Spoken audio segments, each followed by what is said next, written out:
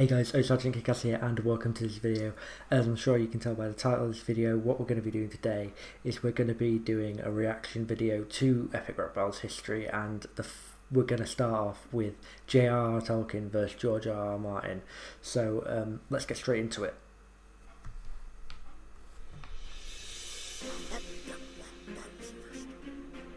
George R.R Martin versus J.R.R Tolkien. Just start off, I love the opening of the book. Obviously both great writers and authors, so just a cool season 5, the opening of the book already is like just a nice visual there, like we're opening the chapter. This is the next chapter of their careers. They're gonna battle each other. So I just think it's nice. I like the build up of the music. It's starting to, you can tell it's gonna bang in a minute. It's just building up and building up. It's gonna be good beat. Brace yourself! Gather up your trolls and your soldier elves! So yeah, we start straight away. Brace yourselves. Obviously, winter is coming. Big thing throughout Game of Thrones. So the brace yourselves that. It could also be the armor that they used to wear braces as part of their armor. So maybe it's a bit of that. Maybe it's a bit of Game of Thrones. Maybe it's both. Maybe that's why they've gone for it. Okay! Brace yourself! Gather up your trolls and your soldier elves! And your ents and your orcs and your wargs and your stings, your dwarves and hamstrings! Cause there's a new literary lord in the ring! Right, so yeah, he's just stating a bit of the lore of Lord of the Rings there. So it's sort of looked like he was just naming like orcs and things like that, but he also named the sword, so Glamdring, Sting. So yeah, he's just getting the lore of Tolkien, then obviously saying, I'm the new Lord of the Ring. This new ring, this battle ring of rapping, I'm the Lord of this ring. Forget about your Lord of the Rings that you wrote. I'm the Lord of the ring now. Your wargs and your stings, your dwarves and hamstrings, cause there's a new literary lord in the ring. My readers fall in love with every character I've written, then I kill them. And they're like, yes, obviously in Game of Thrones, that's a big thing. He wrote the characters in really well, so people get attached to them and they start to love them, and then he'll just kill them off. He doesn't care if they could have played a further part of the story. He'll kill them off for the shock factor. Sometimes maybe they don't deserve to die. There's no reason for them to die, but I think he likes that shock factor sometimes that you know, other series don't give people. They just keep them alive. my readers fall in love with every character I've written, then I kill them. And they're like, all your bad guys died, your good guys survived. We can tell what's gonna happen a page and age.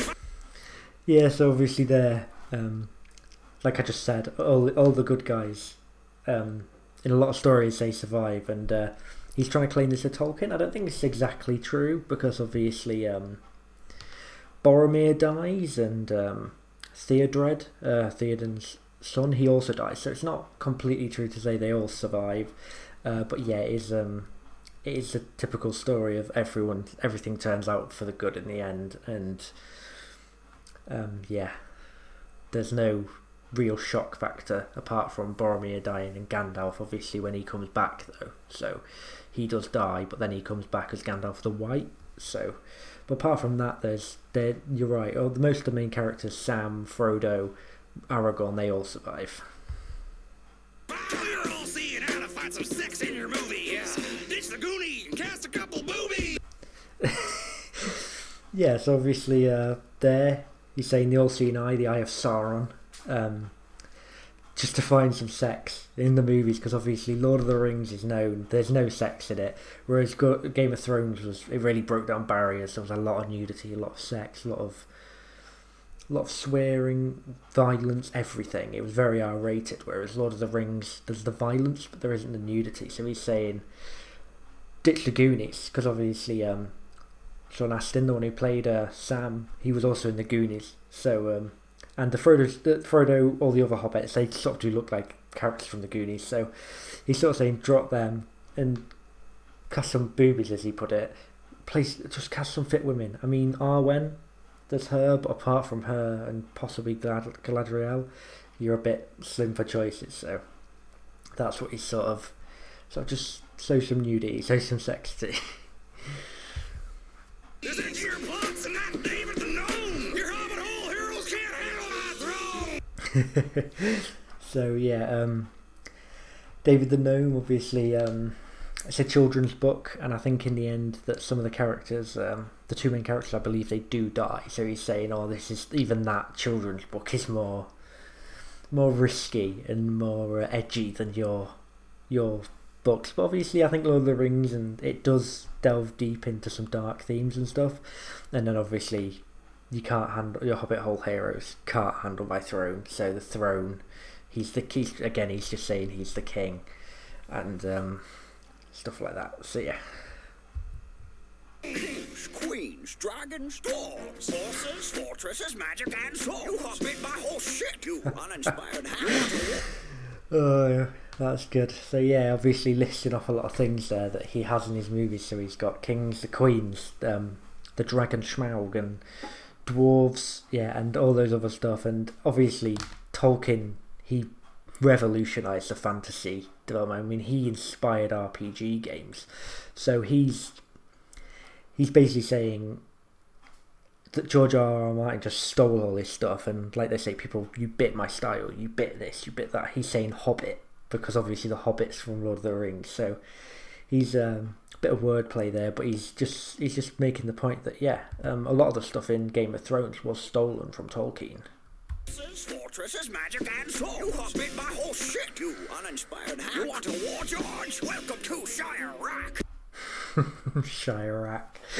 That's good. So yeah, obviously Iraq, there's wars and stuff going on over there, and the Shires where all the hobbits are from. So it's just a bit of wordplay again there, Shire-Rack. And I think he's got, I think that's meant to be Aragorn on his right, and then obviously the elves and the orcs and stuff like that. Just a bit of his lore and his world brought into the visuals there, outside the gates of Mordor as well. In book sales, you got nothing to say. I'm number 1 and 2. You're under 50 Shades of Grey. Yeah, so that's good. So yeah, he's basically saying he's The Hobbit and The Lord of the Rings. They were the two best-selling books of all time. So he's saying, you're saying I need nudity, and I've got the two best-selling books of all time, whereas you're below 50 Shades of Grey, which obviously is a book that's based entirely around sex. He's like, I'm above both you and this, and I've got no sexual themes in it. In book sales, you got nothing to say. I'm number 1 and 2. You're under 50 Shades of Grey. I got the pros of a pro. Your shit's up. You're a pirate. You even stole my RR. So yeah, you're a pirate. You even stole my RR. Obviously, pirates go RR. But then obviously J.R.R. Tolkien, George R.R. Martin, so there's the R for the pirate, and then there's obviously the R.R. And again, he's calling him a pirate because so much of his work was ripped off and put into Game of Thrones. I got the pros of a pro. Your shit's up. You're a pirate. You even stole my RR. Oh, we all know the world is full of chance and anarchy. So yes, it's true to life for characters that die randomly. But newsflash, the genre's called fantasy. It's meant to be unrealistic. You myopic vanity. So yeah, that's a very good point there. So obviously we mentioned how George R.R. Martin, he says you can tell what's going to happen. All the good guys survive, all the bad guys die. But then Tolkien's hitting back at him with that, saying, "Of course I am. This is fantasy. We can build the world we want. We can build the story. We don't have to make it realistic. We can fantasy. We can use what we want." And then obviously he's calling him myopic manatee. Myopic, he's calling him short-sighted. He can't see the bigger picture of things. Whereas Tolkien was built a lot about. He built a whole world. He built the world, and he built the story in the world. He built a lore. He built everything. He made this massive world, this whole lore, history, and he built it in it. So he's seeing the bigger picture of everything. Whereas obviously George R.R. Martin saying people have to die, people die all the time. So he's just calling that, and then obviously a manatee. Manatees are known for being fat, big creatures, and George R.R. Martin, as you can see, is from the visuals, he's not exactly the slimmest of fellows, is he? The genre's called fantasy. It's meant to be unrealistic. You myopic vanity. I conscientiously object to what you're doing on these beasts. So yeah, we've got there. He's playing West of House. I believe that's a old RPG game. And again, Tolkien basically made RPGs with his lore and everything he created in his world. And then obviously, I conscientiously object to what you've been doing on these beats. He famously conscientiously objected from what was going on in Vietnam, so he didn't have to fight because he didn't agree with it. So that's where that's come from. But then he's like, I conscientiously objected from Vietnam, and I'm also doing it from what you're doing on these beats because it's equally as bad. I'll cut you like my teeth on Beauty and the Beast. You went too deep, Professor Tweed Pants. We don't need the backstory on every fucking tree branch. Yeah, I'm not sure what the Beauty and the Beast line is there. I guess it would mean he obviously must have done some co-writing on that or something previously, because I'm not, with the cut my teeth, I'm not too sure what he means on that line. But then, yeah, obviously, like I said, Tolkien has a massive lore, and he built an entire history and ages of history, and we don't need the backstory on every tree branch. Obviously, branch after branch, there's a very branching story and thing. Like, there's backstories on backstories on backstories. So he's saying, keep it simple. You don't need to put an entire world. You just need a story. And that's what George R.R. Martin did. He didn't build a world. He didn't build a lore. He just built a very good story. He didn't write an entire world around it. I cut my teeth in the trenches of the Somme. You locked your Santa Claus ass through Vietnam. Man, it's hard for me to take criticism on clothes. From a dude who sends a raven to say hi to his toe. So yeah, starting off there. So yeah, I cut the teeth from the trenches of the Somme. He fought in one of the bloodiest battles in World War. The Battle of the Somme in the trenches is known for being one of the bloodiest battles in history. It was a desolate wasteland when it was finished, and because of how bad it was. So he's just saying, I fought in this, I saw my friends die. I mean, people say the Somme was the inspiration for what Mordor looks like, that desolate wasteland of hell. And then, obviously, it's like, you larked your Santa Claus off through Vietnam. He looks a bit like Santa, that he's got the belly, the white beard, the white hair, and the glasses. And obviously he didn't fight, so he consciously objected, so he larked, like he live action role played it. He didn't want to fight, he didn't think. So yeah, it's he's just playing on that. And then obviously you send a raven to say hi to your toes, basically calling him fat, saying he can't see his toes. So to send a message, he's got to get a raven, which is famously used in Game of Thrones to send messages. So he's bringing his lore, the lore from Game of Thrones, into it. And it's hard for me to take criticism on clothes. From a dude who sends a raven to say hi to his toes. Your fat jokes are worse than your pipe smoke. My show's the hottest thing on HBO. So yeah, he says he thinks it's the hottest thing on HBO. That doesn't age so well now, has it? But yeah, obviously the fat joke he's saying it wasn't very good. It's worse than your pipe smoke, and obviously Gandalf, he famously does the ship. The smoke turns into a ship, and a lot of people thought that looked a bit cheesy. It wasn't very well done.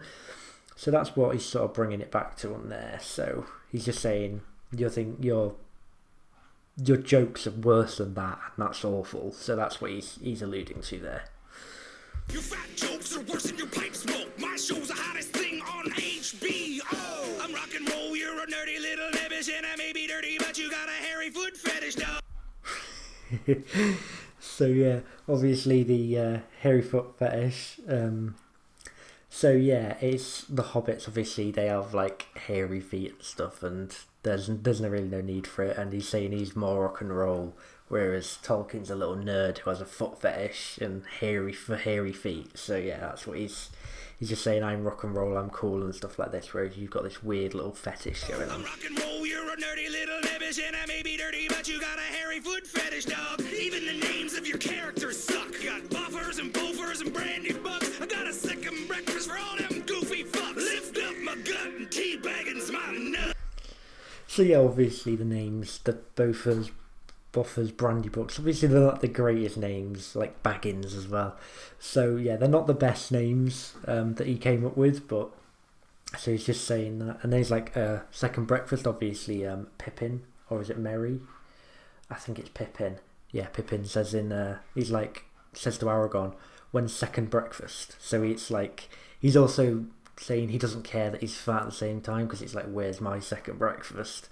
And then obviously teabagging's my nuts. We all know what teabagging is. And then Frodo's last name's Baggins, Bilbo's last name's Baggins, so it's like Teabaggins, teabag. So yeah. A second breakfast for all them goofy fucks. Lift up my gut and teabagging's my nuts. C.S. Lewis and I were just discussing how you and Jon Snow both know nothing. So yeah, C.S. Lewis was the one who wrote the Chronicles of Narnia. So yeah, him and Tolkien were famously, they're very good friends, two incredible artists who got on, authors, who got in, like, were best friends from childhood. So he's just saying he was talking to him and Jon Snow both know nothing, because obviously there's the thing that goes on in goes on through Game of Thrones. It's like, Jon Snow, you know nothing, Jon Snow. And so it's like, you know nothing as well as Jon Snow, because you're trying to say this about me, but yeah. C.S. Lewis and I were just discussing how you and Jon Snow both know nothing. Because the backstory on my box office is billions. Got my children making millions off my Silmarillion. Yeah, that's good. So yeah, like I said just from the last one, his movies made billions. Peter Jackson's adaptations of his movies made billions.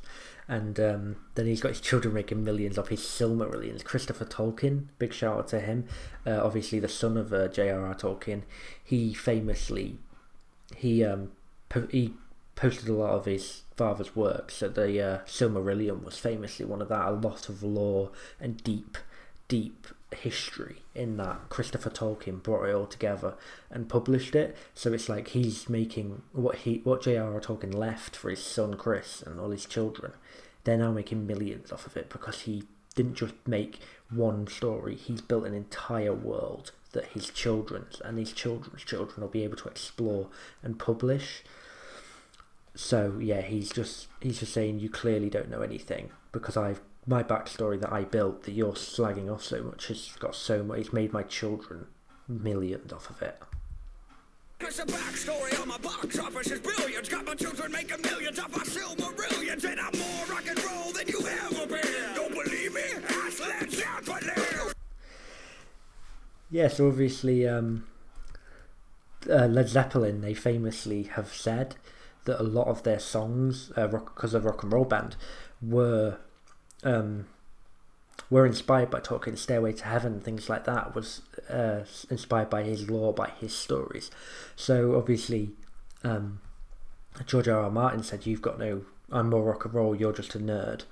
And then he's like, I'm more rock and roll than you ever have been, more than you ever will be, because Led Zeppelin, an incredible rock band, have quoted me and I've inspired them to make songs. And I'm more rock and roll than you ever been. Don't believe me? Ask Led Zeppelin. You can't reach this fellow. Shit, I'm too towering. Every time I'm at it's Return of the King. That was very good, very good. So you can't reach this fellow, Fellowship of the Rings. Shit, I'm too towering, the two towers. And then every time we battle, it's Return of the King, saying he's the king of the thing, but it's also the final movie of the Lord of the Rings, Return of the King, the final book, the final movie.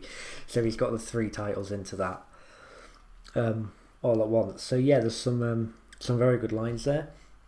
As for who won, personally I'm going to have to go, and I feel like I am a bit biased because I am a big Lord of the Rings fan, but I do believe that Tolkien's battle, like lines and his insults, were much better than George R.R. Martin.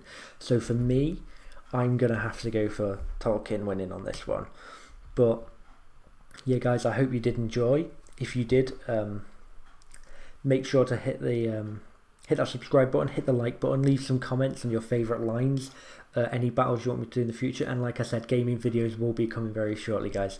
So yeah, I hope you did enjoy this video, and I will see you in the next one.